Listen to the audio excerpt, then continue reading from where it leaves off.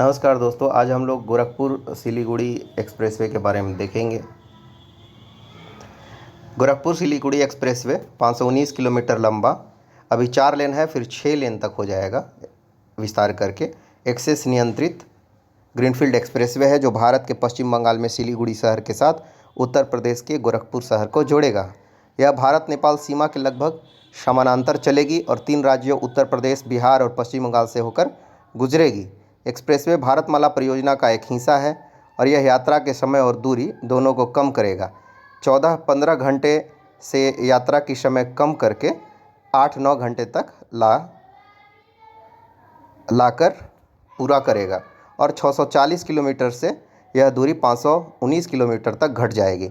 चूँकि यह भारत नेपाल सीमा के करीब से होकर गुजरेगा, इसलिए यह परियोजना देश के लिए सामरिक महत्व की है, क्योंकि इससे नेपाल को भी लाभ होगा। यह 32,000 करोड़ रुपए की लागत से बनाया जाएगा और 2025 तक पूरा हो जाएगा, जो पहले 2028 से 29 में निर्धारित थी। इसका जो कार्य है वो पूरा होना। भविष्य में इसका विस्तार असम की राजधानी और पूर्वोत्तर भारत के सबसे बड़े शहर गुवाहाटी तक किया जाएगा। तो ये है जानकारी, और इससे रिलेटेड जो जानकारी है वो मैं बताता हूँ। राज्य कौन कौन से हैं? उत्तर प्रदेश, बिहार, पश्चिम बंगाल। बड़े शहर जहाँ से यह एक्सप्रेसवे गुजरेगी: गोरखपुर, देवरिया, कुशीनगर, गोपालगंज, मोतिहारी, सीतामढ़ी, दरभंगा, मधुबनी, सुपौल, फरबिसगंज, अररिया, किशनगंज, इस्लामपुर, बागडोगरा और सिलीगुड़ी। सड़क परिवहन और राजमार्ग मंत्रालय ने नेपाल सहित पूर्वी और साथ ही पूर्वोत्तर भारत में कनेक्टिविटी, पर्यटन विकास और आर्थिक विकास में सुधार के लिए गोरखपुर से सिलीगुड़ी तक का एक एक्सप्रेसवे बनाने की योजना बनाई है। इसे भारत के करीब और समानांतर संरेखित करके नेपाल सीमा तक जोड़ा गया है। एक्सप्रेसवे यात्रा के समय और दूरी दोनों को वर्तमान 14-15 घंटे से घटाकर 8-9 घंटे और 640 किलोमीटर को घटा के 519 किलोमीटर तक कम कर देगा। एक बार पूरा हो जाने पर ये क्षेत्र नेपाल के साथ साथ एक्सप्रेसवे के मार्ग से निकटता के लाभ के साथ क्षेत्रों में रहने वाले लोगों के बीच रोजगार को बढ़ावा देकर उद्योगों और सामाजिक आर्थिक विकास के साथ घातीय वृद्धि देखेंगे, जो कि वर्तमान में क्षेत्रों में पूरी तरीके से कमी है। एक्सप्रेसवे में 4 लेन होंगे और इसके भविष्य की तारीख में 6 लेन में एक्सप्रेसवे का विस्तार करने की योजना है। 2 और लेन के लिए 100 × 100 मीटर की जगह छोड़ी जाएगी। यह 32,000 करोड़ की रुपए की लागत से बनाया जाएगा और 2025 तक यह पूरा हो जाएगा। अब मार्ग देख लीजिए। उत्तर प्रदेश में है 84.3 किलोमीटर, बिहार में है 416.2 किलोमीटर, पश्चिम बंगाल में है 18.97 kilometre. Uttar Pradesh ring road या राष्ट्रीय राजमार्ग 27 से गोरखपुर जिले में शुरू होगा और ज़्यादातर NH-27 के समानांतर चलेगा। यह निम्नलिखित जिलों को उनके शहरों से जोड़ेगा: देवरिया जिला और कुशीनगर। बिहार एक्सप्रेसवे उनके शहरों के साथ निम्नलिखित जिलों से होकर गुजरेगा: गोपालगंज जिला, पश्चिम चंपारण जिला, मोतिहारी, शिवहर, सीतामढ़ी, दरभंगा, मधुबनी, सुपौल, फरबिसगंज, अररिया और किशनगंज। अररिया शहर से होकर नहीं गुजरेगा, अररिया की साइड से गुजरेगा। एक्सप्रेसवे सिलीगुड़ी दार्जिलिंग में NH-27 पर फिर से समाप्त होगा और समाप्त होने से पहले अपने शहर के साथ निम्नलिखित जिलों से गुजरेगा: पश्चिम बंगाल में गुजरेगा इस्लामपुर से और उत्तर दिनाजपुर जिला से। निर्माण देखिए। एक्सप्रेसवे पूरी तरीके से 4 लेन, पहुंच नियंत्रित और एक ग्रीनफील्ड परियोजना होगी, जिसमें भविष्य की तारीख में 6 लेन में विस्तारित और असम में सिलीगुड़ी से गुवाहाटी तक विस्तार का प्रावधान है। तो ये तो हम लोग देख लिए थे।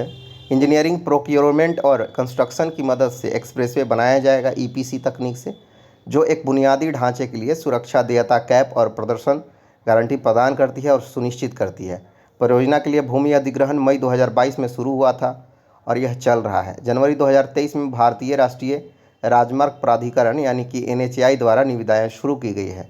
एक्सप्रेसवे की विस्तृत परियोजना DPR भोपाल स्थित firm LN Malviya infra projects private limited द्वारा पूरी की गई थी। वर्तमान में परियोजना बोली प्रक्रिया और भूमि अधिग्रहण के अधीन है। एक्सप्रेसवे 32,000 करोड़ रुपए की लागत से बनाया जाएगा। और मार्च 2023 तक परियोजना के लिए पैकेज डिवीज़न चल रहा है और अब तक इसे 5 पैकेज में विभाजित किया गया है। देखिए पैकेज, इसको देखते हैं हम लोग।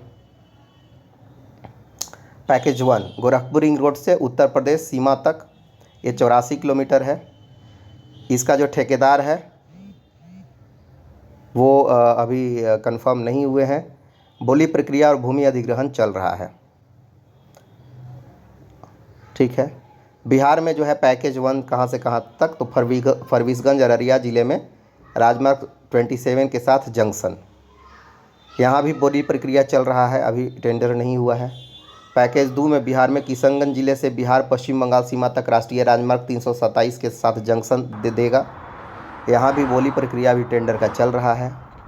और पैकेज 3 जो है वो अभी उसका भी बोली प्रक्रिया चल रहा है, उसका रूट अभी अलाइनमेंट तय नहीं हुआ है।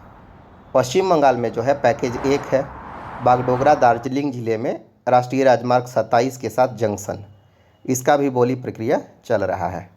इससे फ़ायदा क्या होगा, आइए ये देखते हैं। व्यापार एक्सप्रेसवे पूर्वी भारत, विशेष रूप से पूर्वोत्तर भारत, साथ ही नेपाल से कार्गो के तेज़ी से परिवहन द्वारा व्यापार को बढ़ावा देने में मदद करेगा और भविष्य में इसे गुवाहाटी तक बढ़ाया जाएगा, जिसके परिणामस्वरूप निर्यात में वृद्धि होगी और निर्भरता कम होगी। आयात इस प्रकार क्षेत्रों की अर्थव्यवस्थाओं के विकास और नेपाल की अर्थव्यवस्था के विकास को बढ़ाता है। पर्यटन क्या क्या है, चूँकि यह एक्सप्रेसवे मुख्य भूमि भारत से पूर्वोत्तर भारत के लिए एक सीधा लिंक बनाएगा। इसके परिणाम स्वरूप पूर्वोत्तर में पर्यटकों के आगमन में वृद्धि होगी, क्योंकि यह अपने भूगोल और पर्यावरण के लिए अच्छी तरह से जाना जाता है। पर्यटकों के आगमन में वृद्धि पूरे पूर्वोत्तर क्षेत्र में बड़े स्थलों सहित सभी बिंदीदार पर्यटन आकर्षणों और स्थलों के विकास को चिन्हित करेगी।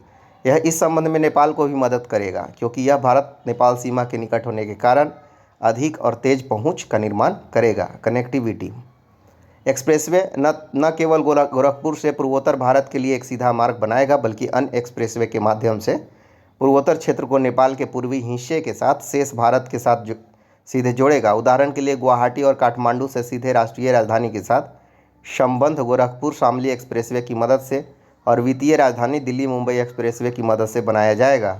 यह नेटवर्क पूर्वोत्तर क्षेत्र के साथ साथ नेपाल के बीच तेज, सुरक्षित और बेहतर आवागमन सुनिश्चित करेगा। पर्यावरण की सुरक्षा हरित आवरण की रक्षा के लिए एक्सप्रेसवे के पूरे मार्ग के बीच और दोनों तरफ पौधे और पेड़ लगाए जाएंगे।